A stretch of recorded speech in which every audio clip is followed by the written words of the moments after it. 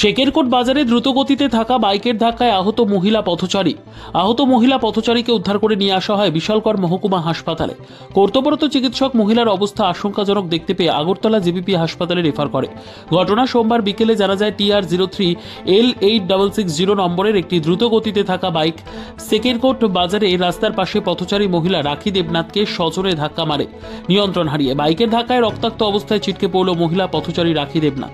প্রত্যক্ষদর্শীরা বিশালগড় অগ্নি দপ্তরে খবর দিলে দপ্তরের কর্মীরা ঘটনাস্থলে ছুটে গিয়ে আহত মহিলাকে বিশালগড় মহকুমা হাসপাতালে নিয়ে আসে। আমাদের বিশালগড় ফায়ার স্টেশনে একটা স্পেশাল খবর আছে যে শেকেরকোট বাজারের মাঝখানে একটা অ্যাক্সিডেন্ট হয়েছে। তো খবর পাওয়ার সঙ্গে সঙ্গে আমরা এখানে যাই, গিয়ে দেখলাম যে একটা বাইক নাকি একটা মহিলার বাড়ি দিয়ে গেছে। মহিলাটার নাম হলো রাখি দেবনাথ, খুব সিরিয়াস। বাইকের নাম্বার জানা গেছে? কোন জায়গাতে বুঝতেছেন? বিশালগড় সাব ডিভিশন হসপিটালে বসেছি। বাইকের নাম্বার? বাইকের নাম্বারটা পাওয়া গেছে TR03L8660। মহিলা কি কোনো গাড়িতে ছিল না রাস্তায় ছিল?